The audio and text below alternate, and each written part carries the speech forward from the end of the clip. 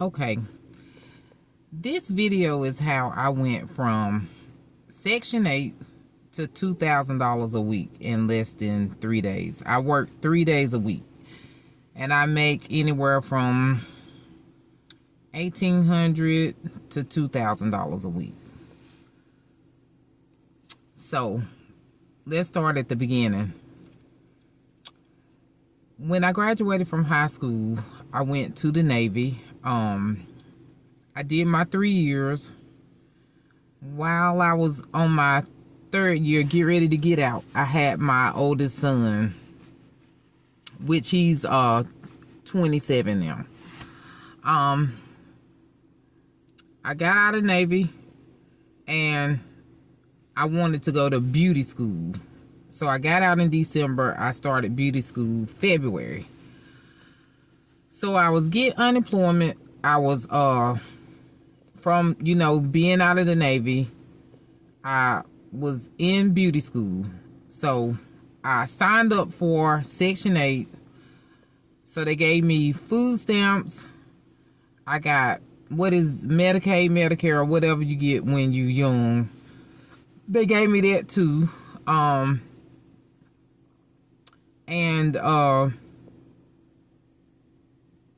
So I got signed up. Well, anyway, long story short, I was going through beauty school. They were paying for my daycare. The government was paying for my gas to get to school. They were paying for all of my tools and products, all my curling iron, stove, everything I needed to go through school. So I basically had to pay $0 for school. I had to pay nothing.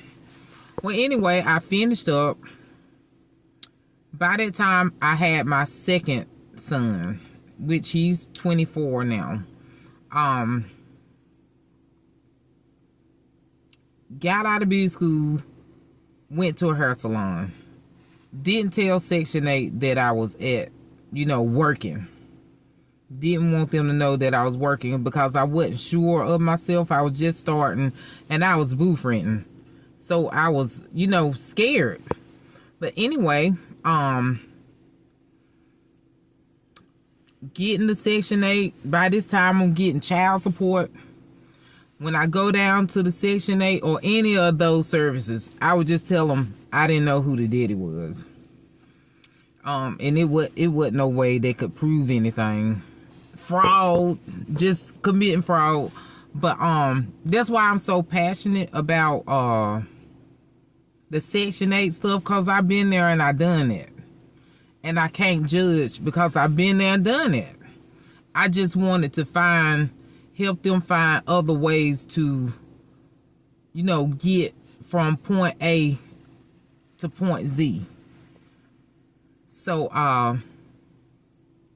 I'm working in my first salon. There the ladies were seasoned. I got all of my skills and techniques, learned how to run a business, learned customer service.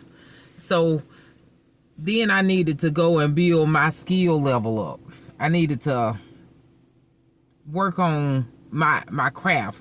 So the next place I went to, all season, they driving Benzes, Infinities, BMWs. All of it. I worked with about 10 ladies. Ballers doing, 20 people a day. And, then you could do, everybody was getting raps, finger waves, stuff like that. And people was using their hair, so it wasn't hard.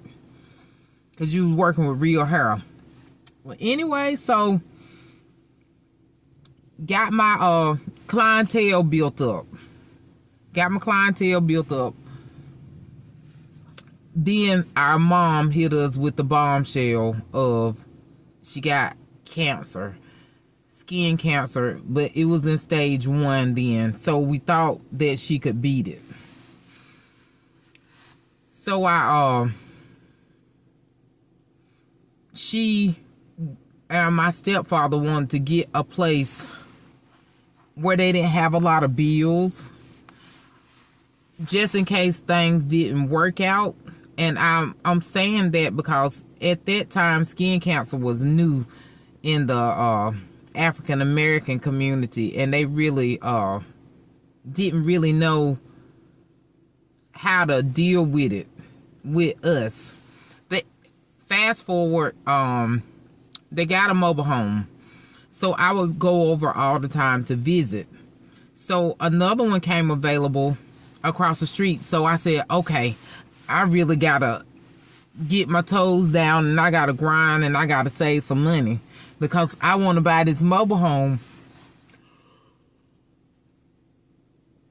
across from my mama, because I'm always over here. Let me turn on a little bit of light, because I'm always over here. So it would just be good for me to get a place over here. Well, anyway, I got the place over there. Hold on. I got the place beside my mom. Well, beside her across the street. She ended up, the cancer didn't work out. She went into like stage 4 of the cancer.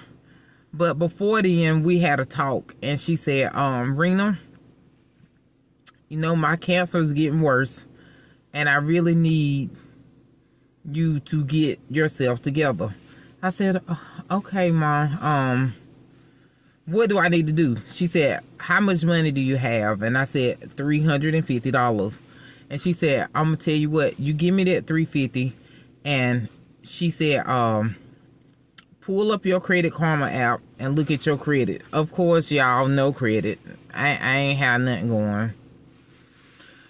So I said, okay, Mommy, I'll get that pulled up. So I opened a credit card for $200, secured. Then I opened another credit card for $300. Then another for $500. 6 months passed, my credit score was almost 700. From that point, she said, I need you to go and get like a small piece of furniture, anything, it doesn't matter, where you can make payments for 6 months to build your, installment credit, because my credit cards were revolving. So I needed something that, a different type of credit. So I got a TV from this place called Schul's. I paid it off in 6 months. By then, my score was in the 700s. It was in the 700s, but I didn't do everything I was supposed to do. So it dropped back down. But it was good. She said, I want you to take $250 off of the top of your check every single week, and you put that to the side for savings, and then you pay your bills with the rest. And what's left over, you keep it. You know, save it. So I said, okay. And mind you, by this time, I'm at the trailer. My sons, they are living with their father because I'm over here helping my mom with, you know, cancer. So, you know, I'm having to pay child support. So I really had to get myself together, because now I got to pay child support. So,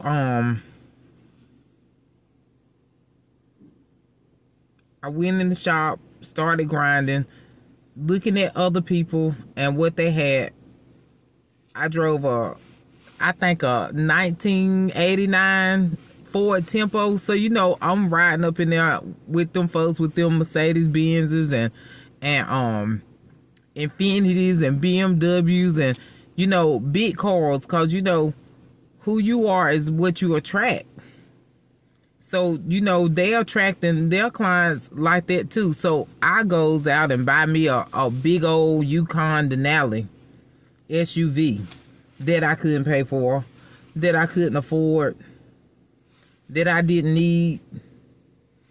And the down payment was crazy then because I didn't really have any car credit. I didn't realize I had to build car credit. So fortunately, I had a friend that took over the truck note for me. He paid it off. My credit was good, but I wasn't doing the other things right. I wasn't doing right with the IRS. I wasn't doing right putting my money in the bank. I was keeping it at the house. So my mom said, hey, you really need to get things together because I really don't think I got long. So,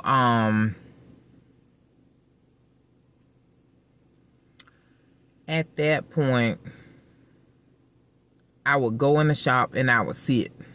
I would go in there every day that they were open. I would sit. I would pass out flyers. I would just grind. I was in there. If they needed me to shampoo, I would shampoo. If they needed me to mold somebody or do anything, I would do anything. And see, they had so many clients, they didn't want any more. So they would have me practice on the mannequins. The simple stuff that they had to do, maybe a shampoo and mold somebody down, they would have me molding. I would do a lot of assistant work. Just, whatever they asked, I would do. And I would sit there and I would watch them. When they worked, I would watch. When I wasn't busy, I was looking. And I built my clientele up. And I built my skill level up. And, with my mom being sick, I only worked the 3 days a week. In the early part of the week, I would take off. So I could have all the time I could with her.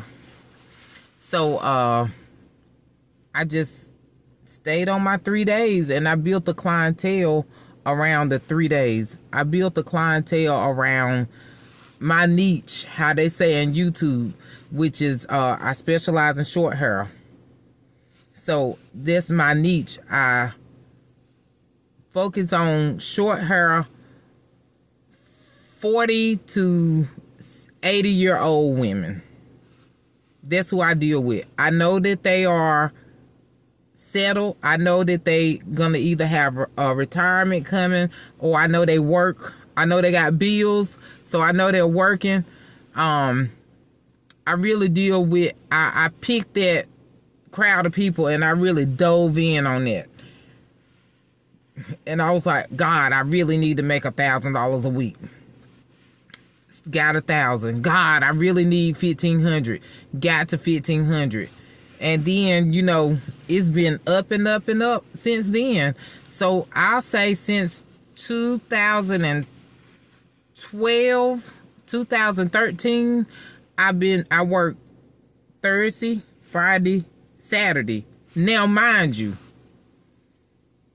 I do a lady every hour. I relax and I style in an hour. And that's why it's special. And I can take 4 days off and work 3 days, because I'll start at 7 Thursday and Friday, and I'll start at 6 on Saturday. And I'll work until nobody else calls. So I'll do 25 to maybe 40 women in those 3 days. But what I'm saying to y'all is, I did the Section 8. I did the food stamps. I did the Medicare. Uncle Sam was my daddy. Social services was my second home. I would get my money for child support on the first. And just go eat it up, blow it up. Just didn't want nothing. Just live day to day. I just lived day to day. And I really didn't think about next week or next month or, next year. If my kids be good while I did her in the house, which I was in a Section 8 house that I was renting from my uncle. Oh, I thought a reward was candy. Oh, I go buy them all this candy, tear their teeth up, tear their diet up. I just wasn't, my mind wasn't elevated. My mind wasn't there. I just didn't think about my future. I didn't think about how things were going to be when I got older. I just didn't think about how I was setting myself up for failure. And I just wish I would have started earlier, doing what I needed to do so I could do what I wanted to do later. So the thing is, do what you got to do so you can do what you want to do. That's the whole thing. Play the game and don't let the game play you. Get your Section 8. Get your food stamps. Get all your stuff, but be working on yourself at the same time. Be elevating yourself, elevating your mind, getting your credit together, getting your stuff together so when you come through, you can come through. Slide out as a nurse, slide out as a LPN, slide out as a hairdresser, a barber. Something with a good niche, as YouTube say, that's gonna punch power when you get out. And you can do that. They pay for your school. They do all that. So while you're on it, use it. But be using it for yourself. Don't be getting those services and not doing nothing while you getting them. Go to school. Go on and be a RN. Hey, I got a sister that's a RN that make $134,000 a year. Yes, a community college RN. And I got an ECPI LPN nurse. That's my niece, which is my sister's daughter. Got hers while she was, going through housing and all that. So get it where if you're going to be on the system, be on the system. And when you get off of it, get off of it. But hey, be a powerhouse when you get off of it. When you hit the ground running, hit it making 50, 60,000 starting off. Get that bag when you get out. Don't let them put you off of it. Take yourself off of it. But you got to elevate your mind. You got to elevate your income. You got to think about what kind of clothes I want to wear, what kind of car I want to drive, what kind of house I want to live, what kind of food I want to eat, what kind of furniture I want in my house. You got to look at all of those things and you get you a job that's going to make all of that come true. Because there's no use in you getting off and then what you going to do? You gotta use that stuff and then, hey, make it work for you. You can't use it and then you ain't got no more when you get off than what you started. Use that time to elevate yourself and your kids. And I ain't trying to be funny or nothing like that. But let's see if y'all can see. I drive like a Benz now. I drive 2 Volkswagens. I got a older black Benz. I got a older burgundy Benz. But I got a house now. But I went from Section 8 to a trailer to a house. And it's baby steps. It ain't nothing that happened overnight. My process actually started in like 2010. So it's take time, but you know what you try to do in 10 years, God can do in a year. God can do it 60 days. God can do it how fast he wants. He can do it how fast you ready. But the thing of it is, you gotta get ready. You gotta get yourself ready. And while you are doing the Section 8, get the credit. Get that money built up. Get that education. And it's so easy. But I just want to encourage y'all young folks and let y'all know it's possible. And you can't forget where you come from. It is so possible. You can be so very happy. But you gotta want it. It's gonna take a little work, but it's gonna be worth it. So, if you like anything I said, and if it was any value to you, hey, could you please subscribe to my channel and like my video? Hey, and I'll see you on the next one.